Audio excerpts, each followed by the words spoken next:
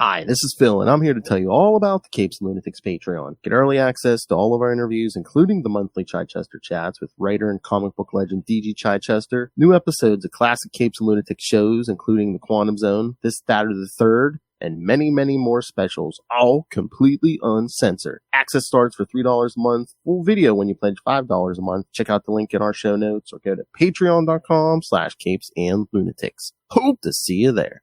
Batman. My favorite character. Hello, Bat fans, and welcome back to another week of your favorite show. We are the night. the Batman Podcast. I am Beat you to Phil. it. What? Beat you to it. I am Phil, and joining me, as always, that competitive one it is. Hey y'all, it's Lilith Hellfire. Just don't call me Firebug. Hey-o. That's right, kids, because this time we're going to cover episodes 4 through 6 of the Batman Cape Crusader, Amazon's new popular show. Drop the ball, Max. I mean, I think it's good with critics, but I don't know how popular it actually is. They never really released those numbers. Oh, Well, I mean, they kind of have to because they have ads. So I guess at the end of the quarter, we should see numbers, I'm assuming. I kept seeing it. It's like, oh, it's number 6 on Amazon. Then I don't know if it got the number. But what does that mean? Because there's literally nothing on Amazon Prime besides The Boys and Invincible. That's there true. is the movie selection. They really need to work. I think they moved all the good movies to the MGM Plus part of the Amazon streaming. I was like, why do we have two under one company? But then I look at Disney and Hulu, and I'm like, and ESPN. So I'm like, never mind. There was a precedent. And actually, doesn't technically Disney owns Tubi too, which Tubi beats Disney all the time. But again, Tubi is free. Yeah. Tubi actually has some bangers, not gonna lie. I mean, like you said, yeah. I mean, I assume Cape Crusader did the best on Amazon when it first came out. But again, what was out at the time? Nothing, probably. So, which is probably why they dropped it. And for it to be number 6, I'm just like, what else is on Amazon? I don't know. That's when it first came out. I'm trying to remember. It might have got the 1 or 2 by the end. It's really weird. Like, this is how I know I'm good at evading the algorithm, because Amazon Prime literally does not promote this on my front page at all. Really? At all. I'm trying to remember if it promoted to me at all. If it did, it wasn't a lot. So I was just like, yeah. Watch porn on your internet browser. Don't go into the incognito window. You will be ad free. I promise you. Yes, kids. That's the only reason she watches corn. Yes. I mean, on the internet, yeah. She's like, no, for the plot, fool. It's the only reason to sign into your Pornhub accounts, kids. Just telling you. Oh my! But the trick is, it's got to be the only thing you do online. So all the other stuff you need to do, sign out. Anyway, yes. So yes, we have these 3 middle episodes. I don't know. I was like, oh, I see you, Ed Brubaker. You're gonna use Firebug, okay? Well, we're not gonna bring up. We almost had a Firefly. Yeah. Okay, so I guess we'll just jump into it. Yeah. So the first episode we're gonna talk about is episode 4, "The Night of the Hunters," written by Ed Brubaker. This is like the creation of the Batman Task Force. Mayor Jessup can go kick fucking rocks, as far as I'm concerned. Whoa! Can't wait to see him, Jessup get, because that's what all Gotham mayors have in store for their futures. Unless you're the Penguin or Harvey, like that's it. I mean, what's worse, being mayor of Gotham or being like mayor of like one of those Mexican towns where the cartels just like run rampant? Listen. I think it's Gotham, because as long as you play nice, like low key, the cartel will hook you up. It's when you feel like you're like you can do without the cartel. That's when your life goes to shit. That's true. You better take those kickbacks and bribes, babe. That's true. You can play ball down there. I mean, in Gotham, you could still play ball in one of those rooms. And they're like, you know what? I want to be mayor, so you're dead. You know what? Seriously. So it's like, listen. Everything has its disadvantages, its pros and its cons. You got to figure out what works for your moral compass. Or Joker just has a bad taco one night and decides to kill half of City Hall. Yeah. Bad fish. We all know. Oh, yes. Bad fish. Yes. Either way you want to look at that. Anywho, so Alex. Yeah. Gordon chooses Montoya to run the task force. And then they go to Dr. Quinzel, Harvey and Arnold anyway. And I'm just like, Arnold, get the hell out of here. Nobody, who is this for? Who is Arnold for? I want to know. Who's Arnold? It's like he was in like Batman Begins. Yeah. And that he's played by like Mark Boone Jr. in that one, and he's like working with Dr. Crane and League of Shadows. It's kind of like you just kind of have to like know what's going on because that films. Comic wise, you know where he comes from, right? Yeah, of course. I'm just saying, but like, why? I'd rather have somebody else.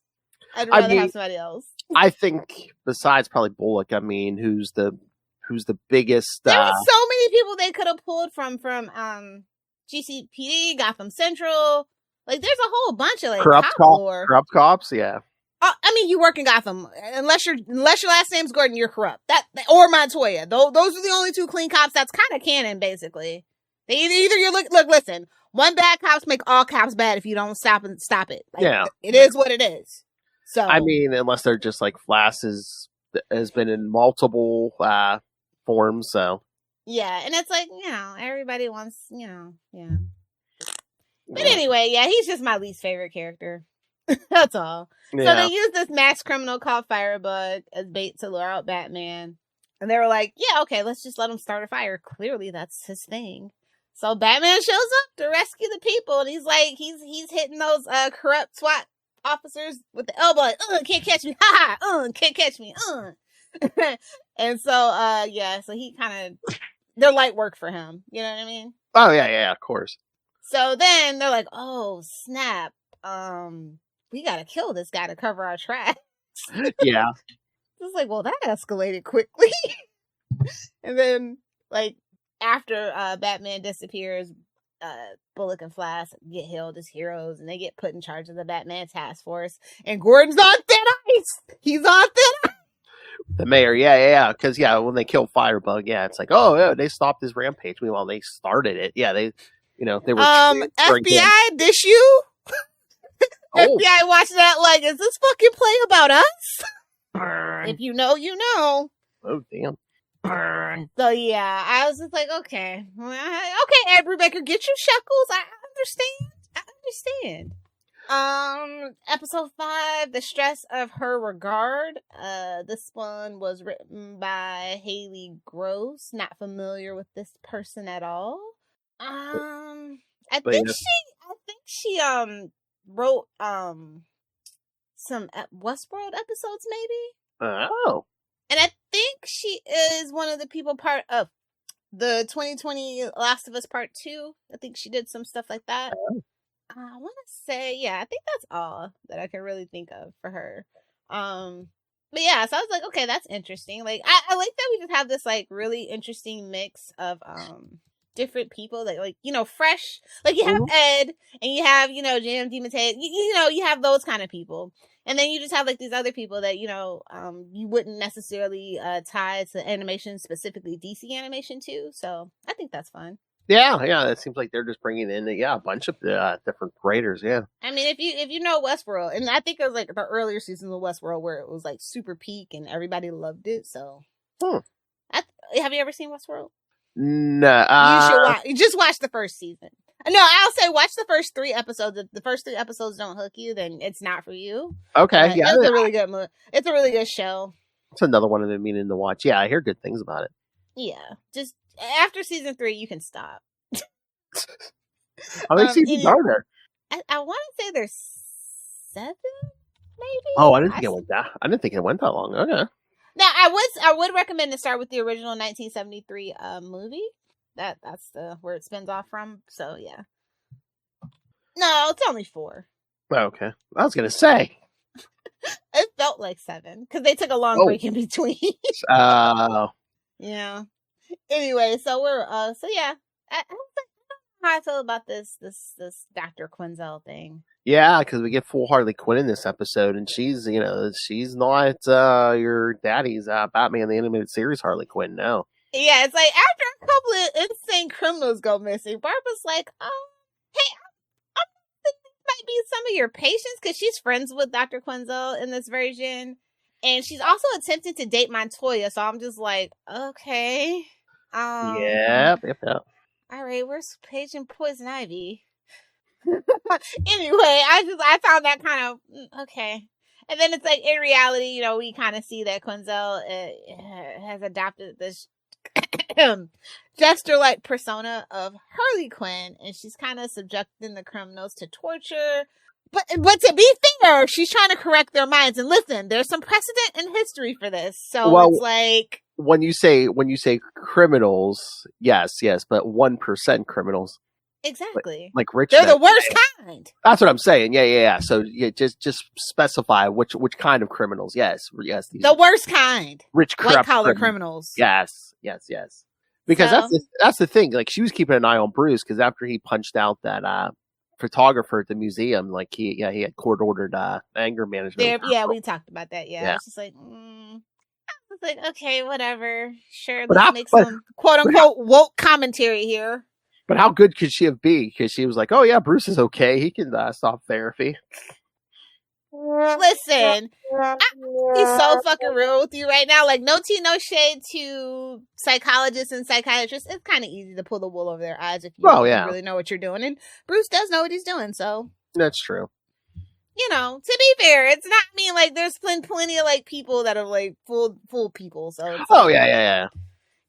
The precedent there. I don't really care about that. Plus, she's not really that good at her job. We've always. Well, I was gonna say, and she does have an agenda too. Yes, I mean it's Gotham. If you don't have an agenda, what are you even doing? So then they give us a Barbara and Batman team up, and I'm like, well, she's older at least. Yeah. Oh yeah. Yeah. And they track her to the basement of one of her patients, and yeah. Well, at least with Montoya, they're not gonna like sleep together, so. I mean, maybe. Oh, jeez. How do we know? Oh, true. That could be the plot of season 2 for all you know. Remember, this is a Tim production. Oh, God. Don't ever forget that he is at the heart and soul and core of this show. I don't know, but at this era, I don't think they would have it where it's like, oh, yeah, Batman can convert lesbians. I don't think they would go that far. She could be bi. I know. I guess. Because then that just kind of means there's no night. Like, the way that they just closed Barbara off, I don't know. They might backtrack on that one. I just wonder if maybe, like, instead of, like they did back in the 90s, instead of, like, tension between, like, Montoya and Two-Face, there's going to be the whole Montoya-Harley Quinn thing. Yeah. Montoya deserves better. I know. They kind of seem to, like, want to pair her off with Rogues half the time. Yeah. They didn't do that to the regular question, but whatever. I'm going to leave it alone. I don't have time for this today. Well, again, the original question was just like Azrael, was it Denny? He was protected by the corporate welfare. Yeah. Anyway, so yeah, somebody gets, knocked unconscious and the house is rigged to detonate, and it's just like, okay. Just in time, Batman recovers and saves Barbara, and he's like, hey, did old girl fall to her death? Nah. We found out she survived, and she calls Montoya to say, hey, I can't make our date, and I'm gonna head out. I'm gonna leave Gotham for a minute. I got a guy I gotta see. I'm assuming. Whoa. But yeah, I mean, you know. Yeah. Oh, you watched everything? Okay, yeah. Yeah, I'm all caught up. Okay, yeah. So, I mean, that's what I'm assuming, anyway. I don't know. Either way, yeah. Who knows? So, episode 6 is Night Ride, and it was written by Mark Bernardin, and oh yes, he writes comic books, but I know him for his podcast. He used to write for the Los Angeles Times, he used to do the movie reviews, and I think of the Hollywood Reporter and Entertainment Weekly too, as if I remember right. So it makes sense. Because I haven't listened in a while, but does he still podcast with Kevin Smith? Yeah, I mean, I don't know if he still does, but I know he did. He was also a producer on Star Trek Picard, and he wrote for Castle Rock, Treadstone, Carnival Row. So a lot of prestigious high-end TV shows for paid premium cable. Mm-hmm. So, like, yeah, I think he even won the Ink Pot Award, if I remember right, way back in the day. So, I think he also, the podcast I know him for is the one with Trisha Helfer that covers Battlestar Galactica. Oh, yeah, I've heard of it. Yeah, like I told you, I was trying to, I think he hosted Fat Man Beyond with Kevin Smith. I think Yes, that's the one. Yeah. So, yeah, like, this guy, okay, he's got the chops. Uh-huh. Oh, yeah. So, I was like, oh, no, the Headless Horseman. I'm just kidding. I was like, Legend of Sleepy Gotham. those are the vibes for real. So, like, a mysterious ghost on horseback emerges to, like, rob Gotham's working class. And it's like, babes, that's no, we steal from the rich in Gotham. Okay? We steal from the rich. So, boy, he really steered in that skit of the old rich white guy stealing from the poor. Oh yeah. I was like, I see your agenda, people. Classism is a major thing in the U.S. I get it. But yeah, I just wonder. I would assume they didn't give him this, and I just want to talk to him, and be like, okay, what made you pull Gentleman Ghost out of your pocket? You know what? You should tweet him. He might actually come on. I mean, no, I like this episode. This episode is the most different, and I don't mean that in a bad way. Out of all the episodes of the season, this is like the wild card episode. We might have to barn door Protocol Smith Temper then. I mean, maybe we make it. We're not really gonna roast it. We're just covering it. I know. Yeah. Bad, other than it takes forever to get a Kevin Smith story, and that's just the meme of Hollywood at this point. So I mean, there's only like, we'll be real. There's only like, Moon Knight's like the worst thing he ever did. Like, let's just all be honest. Moon Knight. that is the bottom of the barrel for Kevin Smith writing comic books. Wait, he did Moon Knight? No. Who am I thinking of? Dang it. I can't think of it. The worst thing he ever did. Kevin Smith. He did Batman, Green Arrow, Spider-Man, Daredevil, Green Hornet. Yeah, maybe that's the one I'm thinking. It's something that's just a really terrible. Like, it's really terrible. Batman 66. Didn't he do some of that? Did he? I'm just naming. I'm just rattling. I'm trying to think. I'm thinking it must be something Batman adjacent for me to think of Moon Knight, because Moon Knight's just Batman in a white suit. Sorry, Ray. He's not. Well, yeah. Remember, kids. Yeah, he's Egyptian Batman. Come on.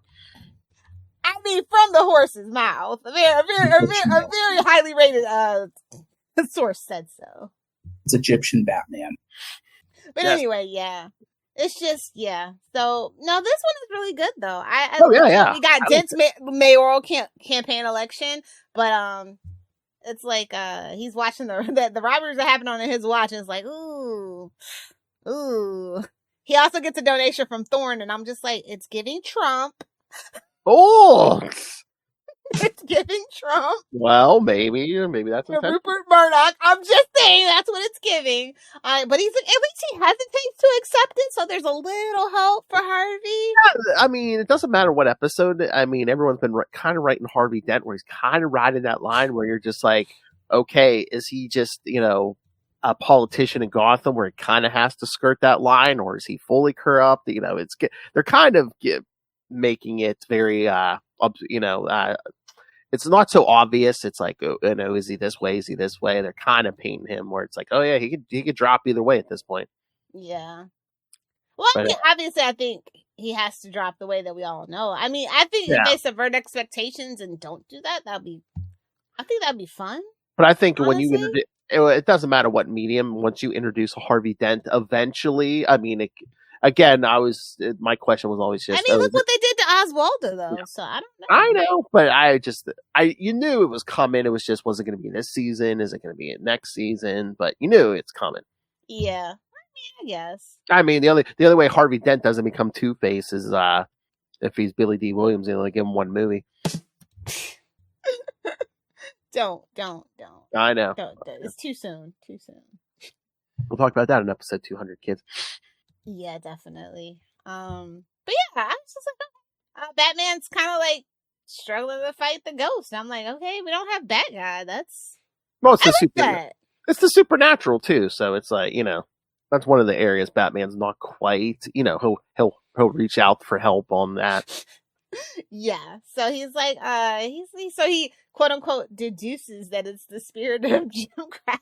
I'm like, okay. what are we doing here? This is a little too wild. And it's like he's a formerly gambling addict, and he used to own Lucius Fox's property that he bought recently. That he's bought, that he's buying, yeah. Yeah. And so he like goes to Linton Midnight, and I'm just like, what are we doing? I mean, Great Ghost is short. oh, so you were getting the same vibes I was. It's like, okay, what's Mark Bernardin smoking? Okay. Smoked it. Yeah. I mean, I'm down for it for sure, though. Like, I enjoyed so this funny. episode. I enjoyed all the character choices, but I was like, oh my god, how great would it have been to get like 40s Zatanna? Yes. Maybe next season. Maybe Yes, next. yes. Like I said, this is the wild card episode. I feel like this is probably the episode that it's like it's probably kind of divisive. Either you love it because you love all the old references and like you actually know these characters and stuff and you like these characters, or you're just like, oh, this feels weird.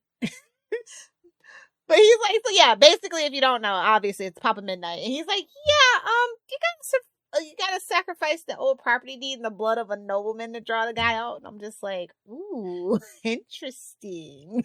I know they don't do this on no animated series. Yeah. So you find, Alfred's like descended Gets from royalty. possessed. Yeah. Well, yeah.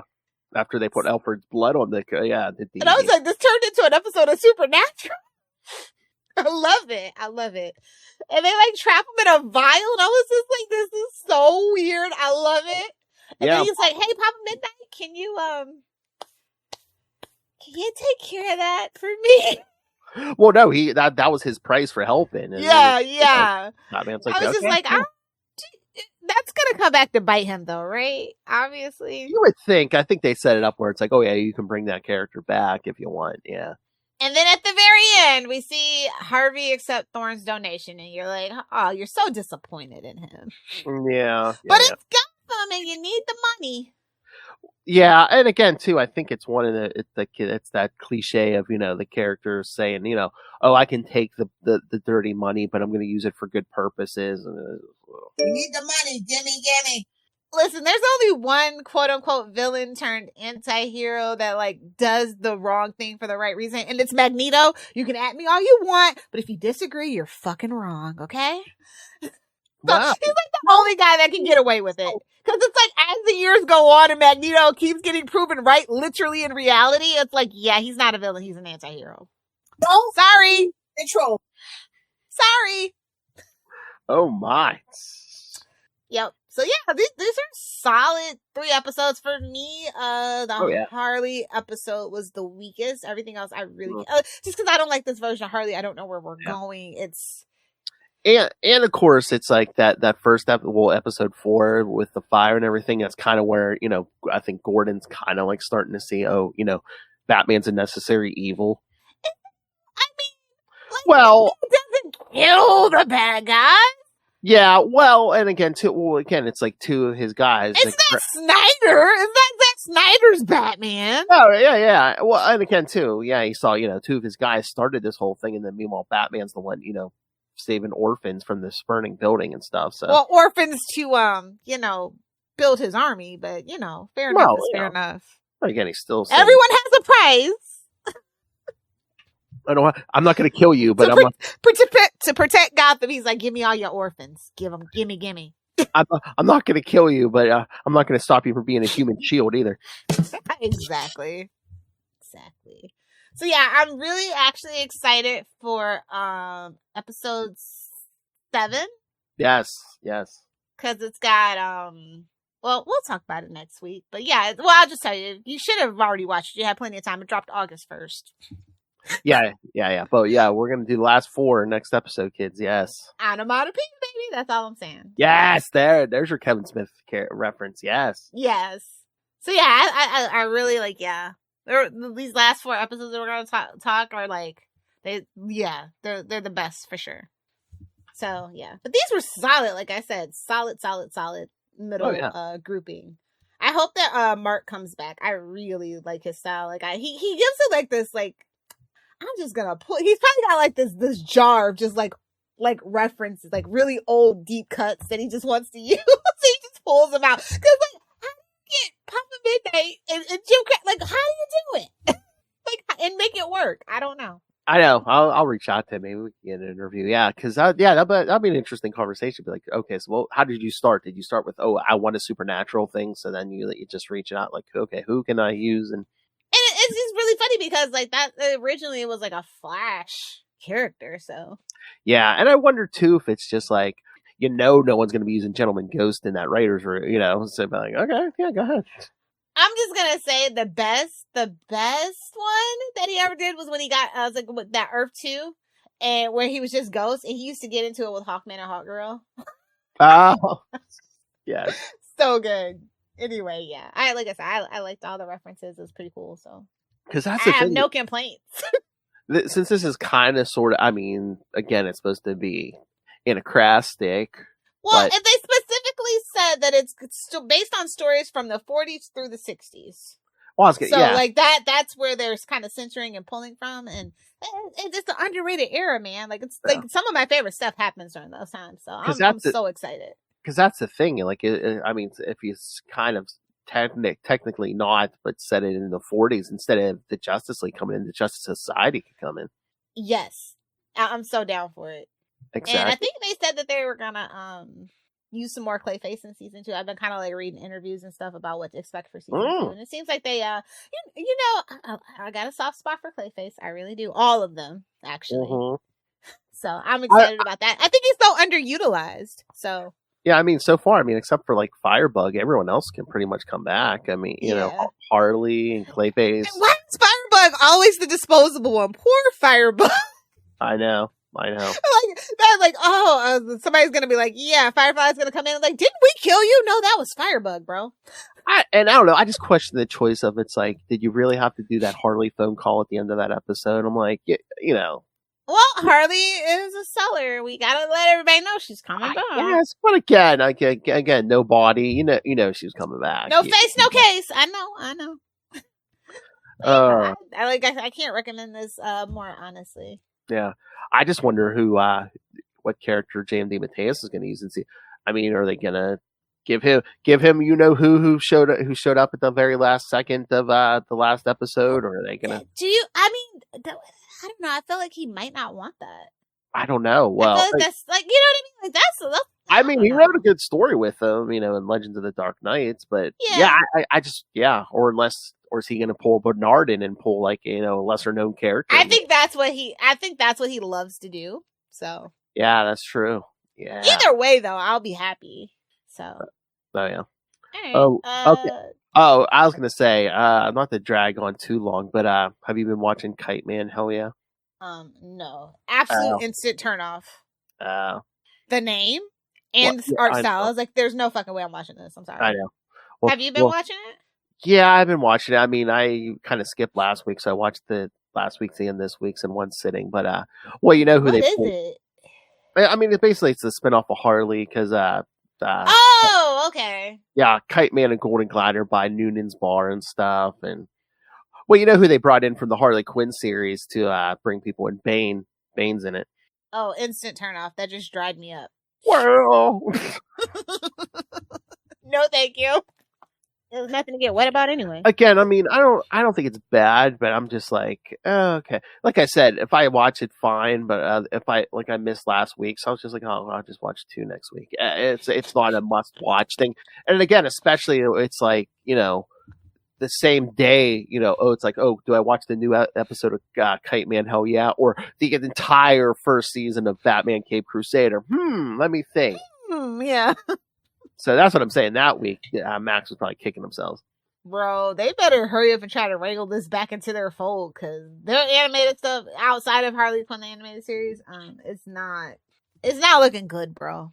Like, the only thing holding them up is Harry Potter, and millennials are about to just dust our hands of the franchise, so they might want to figure something out. And I'm just like, why? Why wouldn't you? Whatever they wanted for Cape Crusader. That's how I knew he was an absolute idiot. When they were like, you don't have the second Timverse on Max. You should be fired. Seriously. Fired. Incompetent. You know you're going to get the traffic. Come on. They might as well call him Roy Disney. Like, bro, what are you doing? Oh. As a Disney shareholder, I can say that. That's right. She pays her money. Come on. Anyway, yeah. You want to talk some new books, maybe? Sure, yes, possibly? ma'am. Sure. What do you got? I got. Oh crap! All right. I got. Oh, what did I get this week? I'll tell you what I got while you wait. Yeah. Then, I got the Batman and Scooby Doo Mysteries number 8. You know I didn't get that. I got the Boy Wonder number 4 just because I didn't somebody's get got to that. support it. I know. I like Junie, so I don't mind. Let's see what else did I got. Gotham City Sirens number 1. Yes, I got Birds it. of Prey number 12. Of course. Batman 151, and then Yes. Batman and Robin and Howard Summer Breakdown number 2. Oh, Which no. I did make mention last time somewhere. But yeah. I'll always mention this is so cute. They need to make Damian like this. Yeah. Damian's like soft and vulnerable, and he just wants his dad in his life, and I mean, Batman is Batman. Just absolute incompetent dad, just trying his best, Yeah. I know I'm sitting in front of me, but yeah, I think those are the 3 I got. Batman 151, Gotham City Sirens, and Birds of Prey. Yeah. So yeah, because I think we could go with Batman 151 first if you want, because it's Sure. absolute power, and we can kind of touch on that too. And it's Pip and Teeny, and I wasn't really, I was like, okay. Well, yeah, Good because writer. it's Batman and Catwoman. Yeah. Yeah, so I was just like, okay, at least they respect the hustle. I love that for them. Basically. Although I'm so sad to see her leaving. Yeah. We get up to issue 69 here soon. Yeah, and I like the backup story even, so it's just like, okay, this book works for me today. Yes, yeah. They're trying to pull a heist, on Amanda Waller and everything because it is an absolute power tie-in. Listen, Oliver thinks he's gonna save us all, but he's literally the reason why the universe is so bad. And I don't know how I feel about it. Like, I just want to blame Barry still. I'm sorry. Can we just keep the blame on Barry? I don't want to shift the blame to Ollie. Like, I can't. If that's where we're going with this, I can't. I'm gonna absolutely hate absolute power if they make Ollie.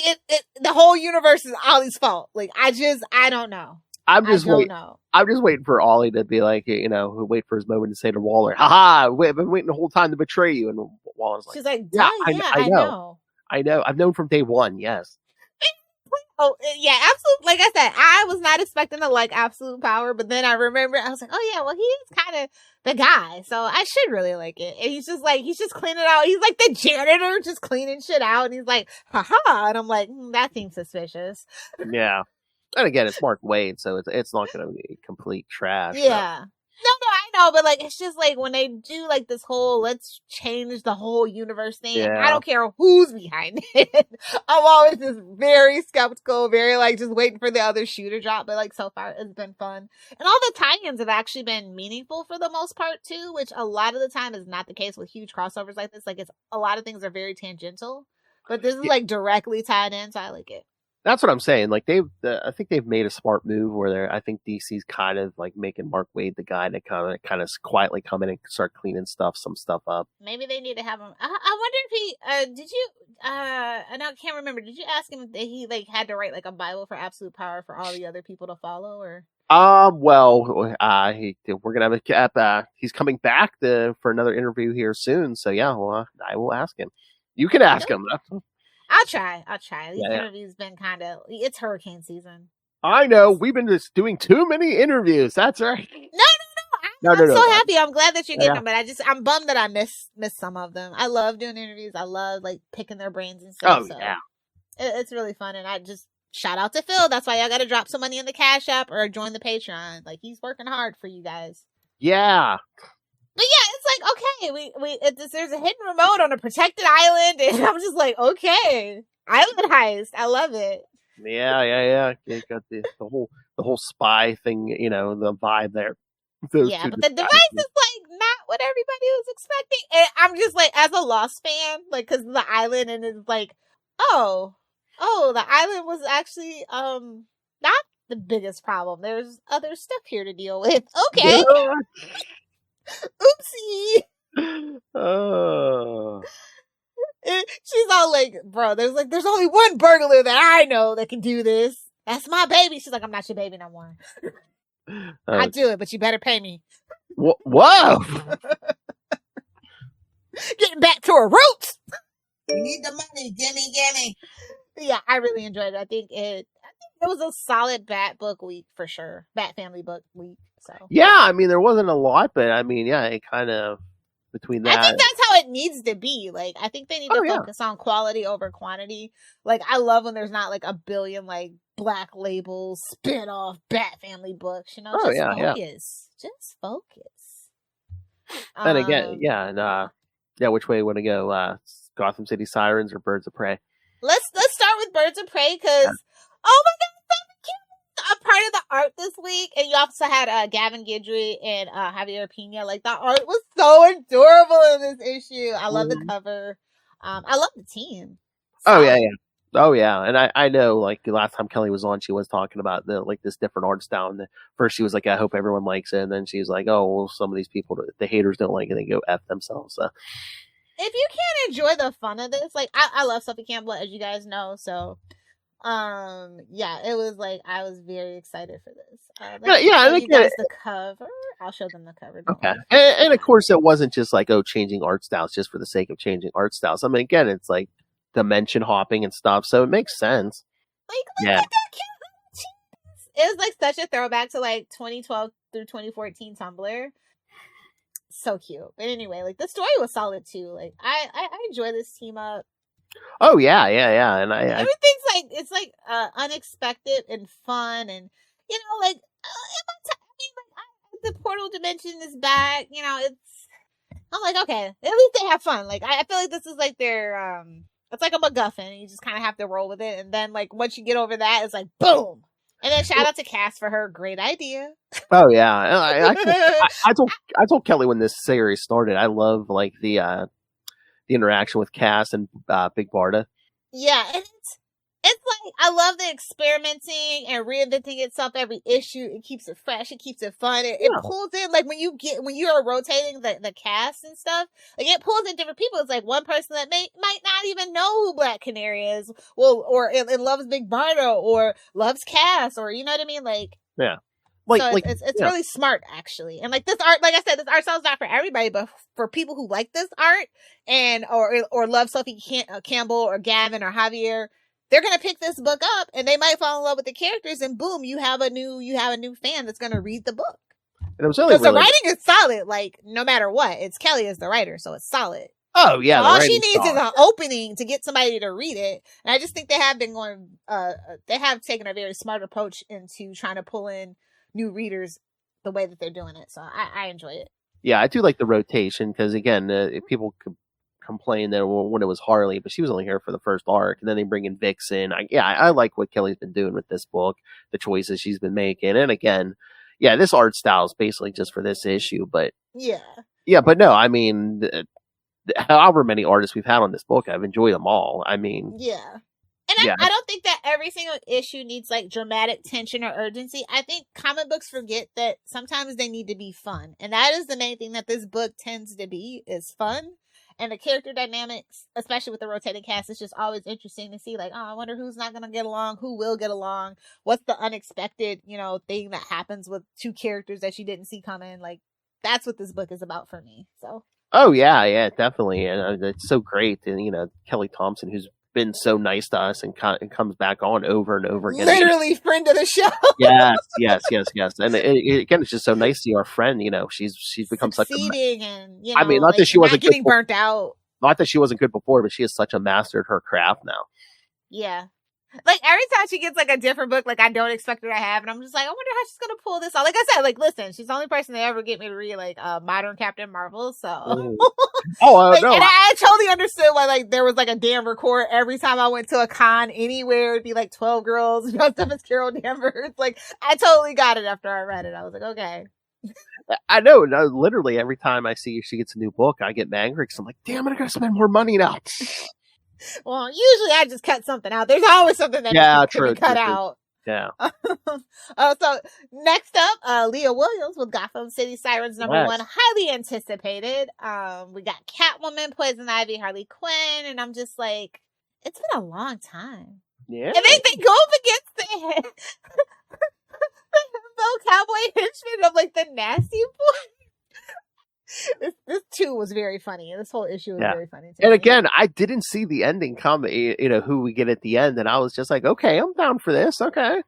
No, totally. Like I said, like this is just such a wild card issue. Yeah. And again, that character at the end, I'm not, as you know, I'm not always down with that character, but I was like, okay, this could work. Yeah. Yeah, unexpected, but I was like, okay, I see you. Let me show the cover. But yeah, I've reached out to Leah Williams before. Yeah, so we'd love to She talk is to you about this. super busy though. Yeah, so yeah. I would love to pick her brain as well, but like Yeah. this was amazing. Oh yeah. Oh yeah, I think they know at this point, yeah, especially Gotham City Sirens. Yeah, you got to bring the art, you got to bring the covers. People have been asking for this for literally like a decade at this point. And then like when they had that road trip, like what was like 2 or 3 years ago, we were just like, okay. But it took this long to actually get it off the ground, I guess. So yeah, and then there was that Catwoman issue where it was just like Catwoman and Harley. Yeah. But it's like, no, we gotta have Poison Ivy. They're the trio. Oh yeah. So yeah, I was just really excited for this book, and it did not disappoint for me. It's very camp, but in the best way possible. Yeah, no. I think you know the tone you're going to get if you're getting a Gotham City Sirens book. And yeah, I know. I think Leah Williams did a good job nailing that mood, that vibe down. Yeah. So I totally forgot. By the way, this is just a quick aside that My Adventures with Superman has its own tie-in comic book. Oh yeah, I saw that. I haven't picked and it's it like up. at issue 3, and I'm just like, oh well, never mind. I'm not gonna read 3 issues to catch up. I don't really care for tie-in comic books anymore. It's just not my thing anymore. Arrow kind of ruined me on that. Yeah. Well, honestly, I'm gonna be real with you. It was probably the Supergirl one, honestly, but I don't want to put that out there. But yeah, but again, it's so weird too because with other tie-in comics, we've got so many other episodes of series that again, My Adventures with Superman. What 2 seasons and like 10 episodes. Whatever it is, 12 episodes or whatever it is. I don't think it's even 12. I thought it was like 10 or something. So yeah, 2 seasons, probably got a whole 20 episodes. Just like well, it's Superman, and we're pushing Superman because James Gunn's movie's coming, and we have to get positive images of Superman out there. So like, I totally get the corporate synergy behind it and everything. And anything to help Soup's image right now. I do want him back as the big blue Boy Scout, the hope of the DC universe. Some sunshine, some actual color grading, and not everything just dark gray and dreary, like I get it, but like it's just unfortunate I don't really care for My Adventures with Superman. That's all. Yeah, and I mean again too, it is Superman. I mean, if you're gonna try to get like younger readers in here, again, that's exactly that's the whole goal. And this is very appealing to them for that. It's very Gen Z. Like you said, they have a corporate synergy too, but yeah, it's like I totally forgot. Like I saw it on the shelf and it was number 3, and I was just like, oh, oops. I remember when 1 came out, and I was kind of like, yeah, should I pick it up? And yeah, I kind of forgot about it too. Yeah. So yeah, tell us if you're liking Absolute Power. How are you feeling about Gotham Sirens? What are you excited for? Tell us your pull list. You might not even got any Bat books this week. Oh yeah. Absolutely insane if you didn't, but it's possible. And again, you have questions for Mark Waid, send them in because we're going to be talking to Mark Waid about Absolute Power and whatever else. So I have to actually go back out today and pick up Blue Beetle number 11 because I heard so many good things about it. Oh, really? Yeah. I was just like, okay. Huh. Yeah, I can't believe Blue Beetle is that number, has issue 11 out. Like, I mean, no tea, no shade. Like, Blue Beetle is not really what I would expect. Like, I would have figured it was just like a mini series with like 4 or 5 issues, but it's an ongoing, and I totally forgot that. So I'm gonna see what the hype is on number 11, and if I like it, I might go back or I might just wait for the trade and then pick up from the next arc. Well, that's the thing too. It's like, it's so weird. I'm surprised when anything that's not like Batman or Superman gets like past like, gets that high number. Because again, just the volatility of the industry these days. It's like, oh, well, good for this one. Especially because there's nothing out there for Blue Beetle. I mean, that movie was like, what, 2 years ago at this point? I was going to say, it was a while ago. I was like, it was more than 11 months ago. So yeah, so I'm surprised in a good way. The fans of Blue Beetle, much like Booster Gold, if you put some stuff out there, they will show up for it. So yeah. And again, there's probably debates like, oh, who's the better Blue Beetle and stuff. And I mean, Jaime has I don't know. Jaime feels like the most like forced, like oh. Yeah, but he does grow and develop, but it takes a while for me to like actually like really like it's those teenagers that are outside of like Spider-Man, like teenagers that are heroes in their own right, not like sidekicks or didn't come off like a legacy character or something like that. It just always feels weird to me. Like it always feels like a very forced thing, and you just kind of have to get past it. Yeah, what was he kind of their answer to Miles Morales? The answer to Miles Morales is actually Naomi, and we all know that. Oh, literally though. Literally. But I was just saying younger character, bug theme. Yeah, where's Naomi these days? I really would like if they rebooted it and cleaned it up a little bit more. Yeah, because it's like they wanted that TV show and everything, and it's like, well, you have to put the time in with the character. You literally had one of the best TV writers. I'm gonna leave it alone. It could have been so good, but it was on the CW. CW was on its way out. It was like a lot of drama behind it. It's not my business to talk on it. If they didn't, he never put an interview out about it. But like I specifically know, there's a lot of drama with that show. So, and again, it's just like that show. And then she just kind of disappeared. Well, was that Bendis driving that though? Like Naomi's big push at DC at the time. No, I think they were really trying to compete with not only Miles, but Riri Williams too. You gotta remember, Ironheart had made a big splash at that time. Yeah. So that was back when they made all those announcements, and we have yet to see the Ironheart show. So did that get canceled or something? I don't know. Oh, well, they kept pushing it back, but yeah, I don't know if they ever gave it an actual cancellation, but... Yeah, I think they changed it to, like, actual miniseries now. It was supposed to be ongoing, and they changed it to a... Well, yeah, because they announced that in 2020. Like, at the end of 2020. Oh, it was supposed to be with Phase 5. It's going to be... It's going to be ongoing, but now it's just, like, 6 episodes, and it's a miniseries. Because I guess people didn't well receive her in Wakanda. In the second one, in the second Black Panther movie. Well, so that's why they cut it. So that was such a hard place to introduce her because there was so much going on. Because you were, it's like, babes. No offense, I only care about my Wakanda people. Like everybody else, ain't from Wakanda can get the fuck out. Exactly. I mean, you were dealing with the death of T'Challa. You were dealing with Syria becoming the new Black Panther and stuff. There was too much. You were introducing Namor. There was too much going on in that movie. Yeah. Oh, they were like trying, like everybody was shipping like freaking Riri and Suri, and I'm just like, oh god, not right now, guys. We got more bigger fish to fry. Not right now. Exactly. But no, they're saying Ironheart's supposed to start September of next year. Yeah. So a little over a year.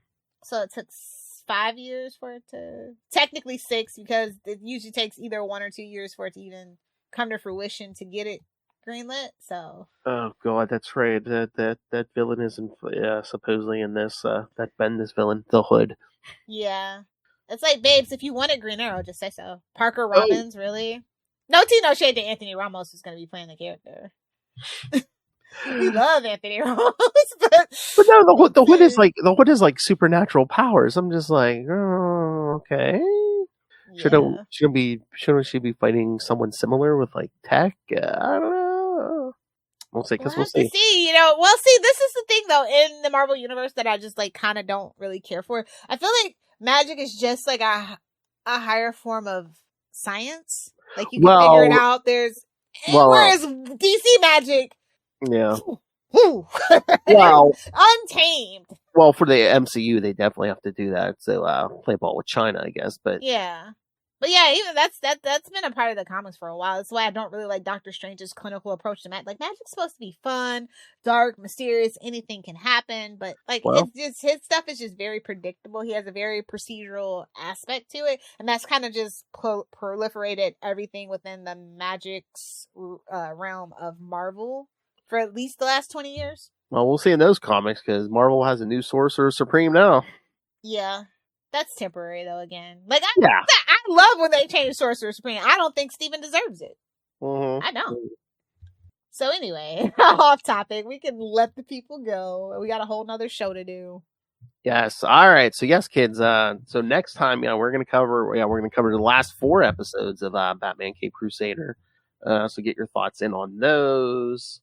And then the week after, you'll hear me and Justin talk Azrael 21 through 23. And then Smith Timber is here, kids, because we will cover, first week we'll cover the 3 issues of Batman Cacophony.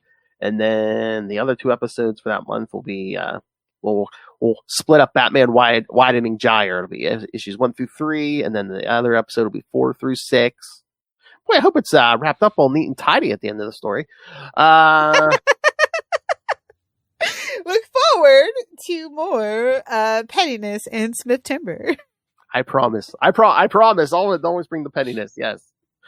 And then at the end of September, yes, Justin will be back. We'll cut for episode 199. We'll cover Azrael 24 through 26.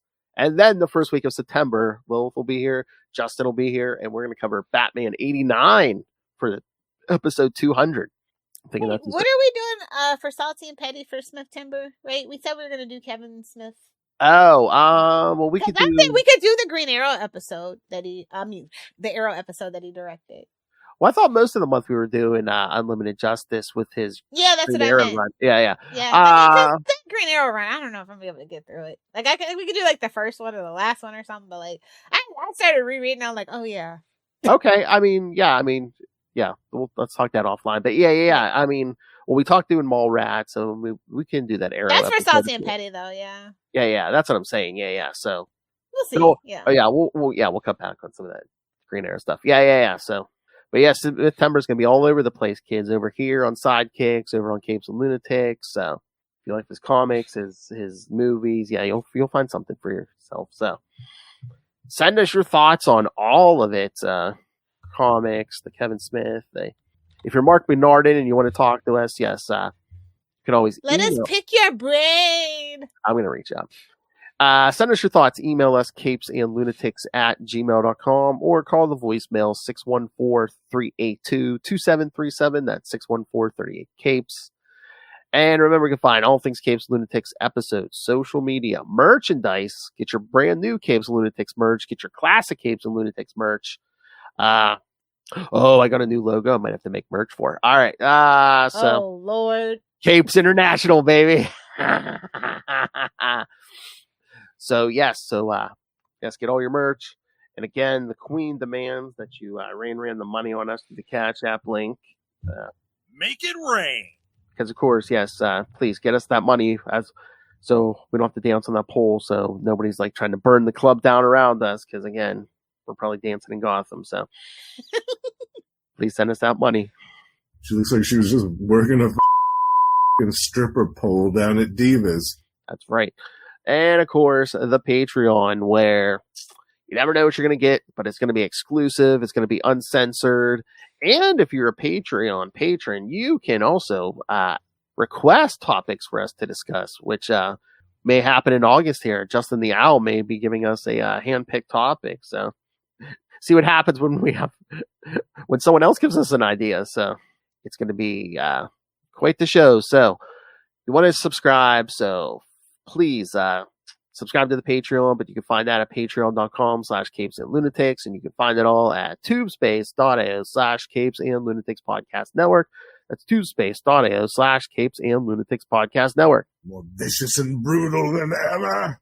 Yeah, definitely. Oh, just a quick aside. I was talking to one of my friends who's like, still loves Arrow more than me. And they're like, don't you find it suspicious how Arrow ended like January 28th, 2020 and then COVID happened? What are you saying? Are you saying he was keeping it safe? You have failed. Oh. Yeah. My group chat's kind of funny that way. Oh, I'd pay to see that group chat. All right. So Lil, do you want to promote anything? I'm back on TikTok to shit, so maybe next time. But if you wanna be instantly notified when I'm back on TikTok, that's just at Lil Hellfire 69 on TikTok. Either do the 6 or do the 9. Pretty much Lil Hellfire 69 everywhere. Either do the 6 or do the 9. No, not really. No, yeah, I know. It should be. It was hard to get Lil Hellfire 69 on Instagram and Facebook, and Twitter too. So I was surprised I was able to just get Lil Hellfire on Twitter. Actually, I haven't been on Twitter in like probably a year. I don't know. You can tell me better than that. So you can tell me. All versions of Lil Hellfire through the multiverse. Love that 69 branding. It's true, or 420. It just depends. True. The 421 is a little nicer than the 69 variant, but Somebody was trying to sneak it in. More laid back, anyway. well, Nothing will ever be as good as Mephisto's mushroom. It's up 420 low so far. All right. Thank you for joining us again. Next episode, we'll wrap up Batman Cape Crusader. Last 4 episodes. Send us your thoughts. I know you watched it. Think of those last couple episodes. What do you think of that last minute or two of the final episode? The tease of that character.